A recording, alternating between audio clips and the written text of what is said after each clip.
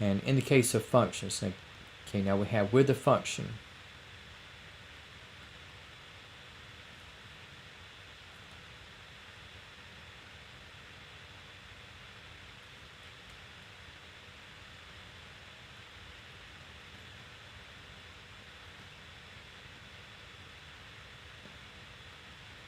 Okay, so for each, okay, so for a function, okay, now we're going to have a mathematical relation. We're in the xy coordinate system.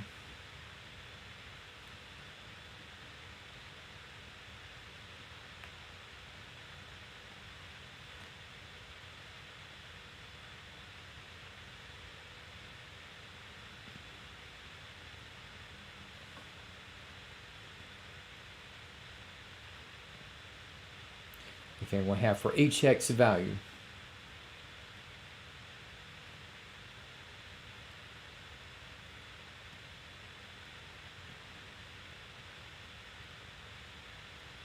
For each x value, there is only one corresponding y value.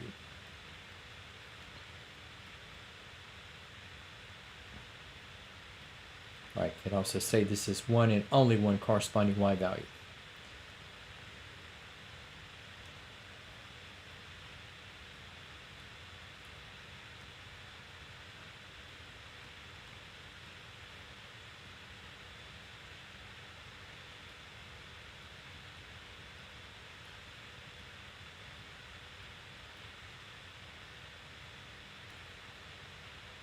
Okay, so for what we have in the case of functions, okay, so we have remember, okay, in the xy coordinate system, all ordered pairs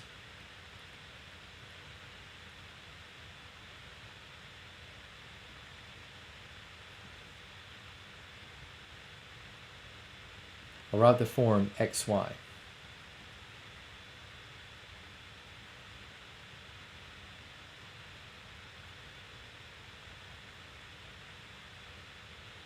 Okay, and just kind of separating in case you have like x is going to be regarded as the independent or input variable.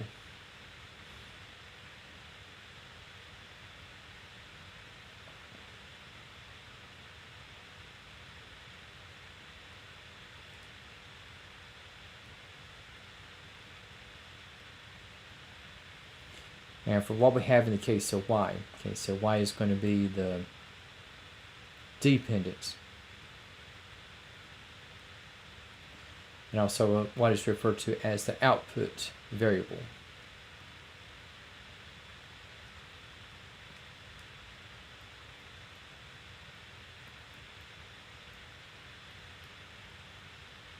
Okay, so in other words, like the size of the output or the outcome is going to be largely contingent upon what is set in place, or in this case, the input. And now, just kind of re-emphasize the case you have, there is one and only one corresponding y value. Okay, and just taking in the case of functions, and I'll put these in the case of ordered pairs, though we'll be looking into graphs, but we'll come to that point next week. But in the case of what we have for examples of functions, say if we just have it in the case of ordered pairs, okay, we can say that we have like among our points we can have something like 0, 2, 3, 5,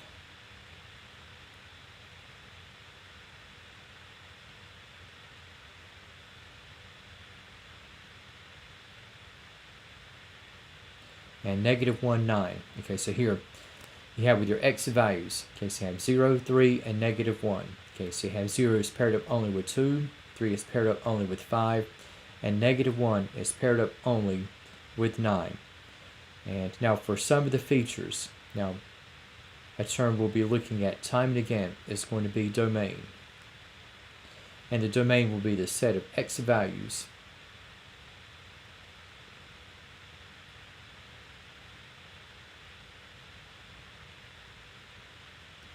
So you have for the domain, you have your with your x values, you have 0, 3, and negative 1.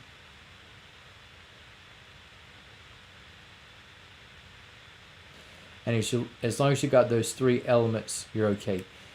But like in say like the back of many a mathematical textbook, you often see the domain in increasing order, like your smallest x value is negative 1, followed by 0, and also followed by 3. But if you have like other what they call permutations, like 0, negative 1, 3, 0, 3, negative 1, negative 3, or say 3, 0, negative 1, as long as they're the same elements, you're good to go. And for what we have in the case of the range,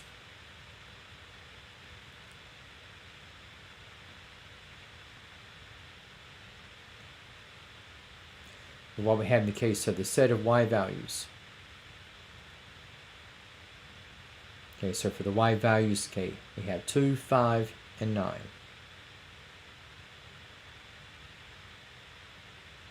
Okay, so these three ordered pairs in the set will be an example of functions.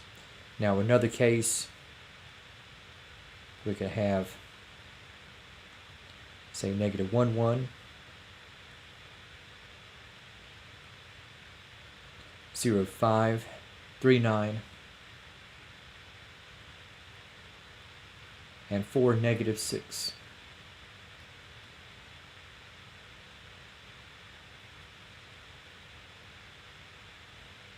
And in the case of what we have with the domain, so again you have, let me mention the case, so you have negative 1 paired up only with 1, 0 is paired up only with 5, 3 only with 9, and 4 is paired up only with the y value negative 6.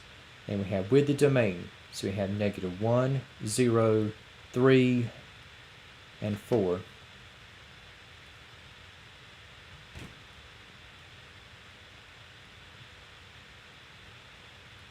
As for the range, okay, so we have with the y value, so we have 1, 5, 9, negative 6.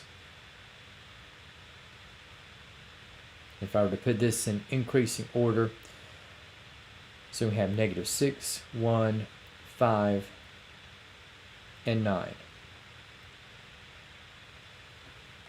Now, looking at sort of separating, okay, what's going to be a function apart from everything else.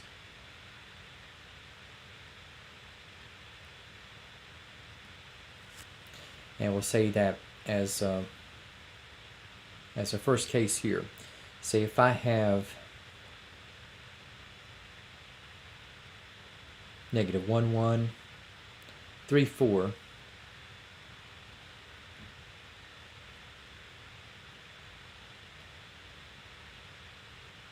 and 5, 7. Again, for this to be a function, each x value must correspond with only one y value. So you have negative 1 paired up only with 1, 3 is paired up with 4, 5 is paired up with 7. So the answer to that is yes. And for your domain, so you have negative 1, 3, and 5.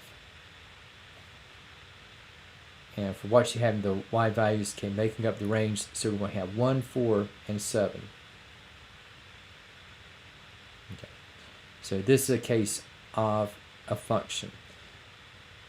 And let's say we have a set of ordered pairs. So we have negative 1, 1. We have 3, 4. We have 5, 7 all over again. And we'll say that we have 3, negative 8. Okay, now when we had the first three ordered pairs, now we had those to constitute a function. But now what we have with this fourth ordered pair, guess what? Now negative 1 was paired up only with 1, 5 paired up only with 7, and before 3 was paired up only with 4. But now with this added point, guess what? We got 3 paired up with 4, and we also have it paired up with negative 8. So you got the same x, but a different y value. And because of this, anytime you have repetition of an x value and the repeat of the x value ends up with a different y value, okay, you're not going to have a function. And let's say that if you have, so you have 0, 1, you have 1, 1, 2, 1, as well as 3, 1. Okay, so we have here, okay, so we have 0 is an x value, it's paired up only with 1. As an x value, 1 is paired up only with 1. And 2 is paired up only with 1. And 3 is paired up only with 1. So you have, so 0 does not repeat, the 1 as an x does not repeat, 2 does not repeat, and nor does 3. Now for your domain, okay, so again you have the x values of 0, 1, 2, and 3.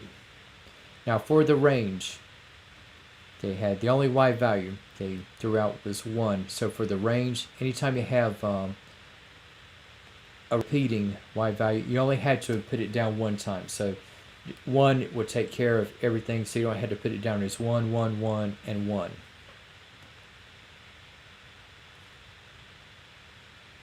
Now if I were to switch the order of the x and the y terms,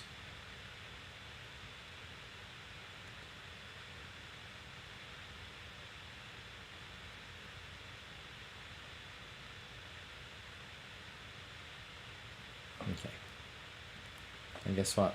So we have with all 4 of these ordered pairs.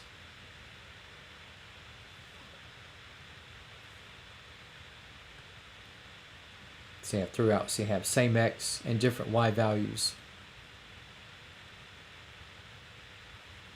So this fourth setup, okay, is not going to be a function. And let's say that if I have just sort of rounding out, kind of a tiebreaker.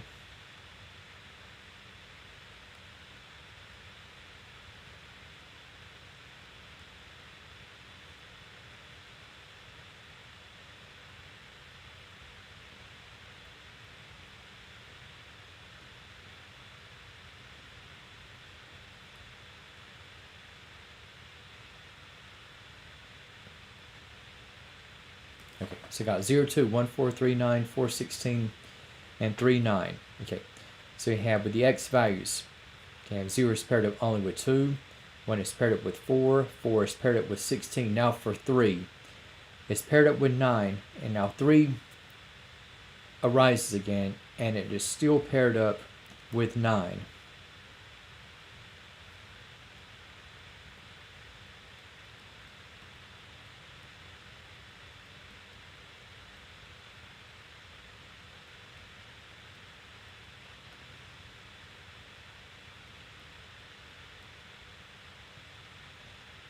So guess what? You have 3 to rise up again, but 3 is still uniquely paired up with 9. So in this case, you have 0 paired up only with 2, 1 is paired up only with 4, and even though the same point appears twice, we still have that 3 is paired up only with 9, and 4 is paired up only with 16. So this is going to be a function. And we have, in the case of the domain, okay, so we have 0, 1, 3, and 4.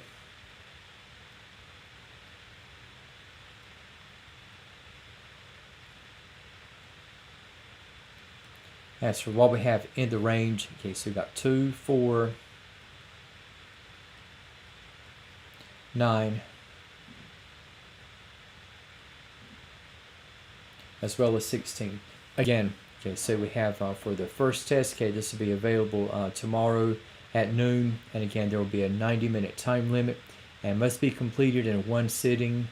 And okay, and we have again the deadline for submitting will be Monday, February the 8th. And let me mention this, okay, as long as you have time left over, and somebody had asked, okay, say if you there'll be 20 problems. And let's say that if somebody went from number 17 to number 18 and then to 19, and then it all of a sudden got to thinking about, let's say, number 17, and they say, did I put a negative when I meant to put a positive or whatever? And the question was, could I go back to a problem I had already completed? Can I go back and make amendments? And the answer to that question is yes, as long as you have not yet submitted your test. Okay, so again, have to be completed in one sitting and submitted one time. So this is not like something you can just go back to repeatedly. In other words, like if you redo any problems, make sure that you do it all in the same sitting.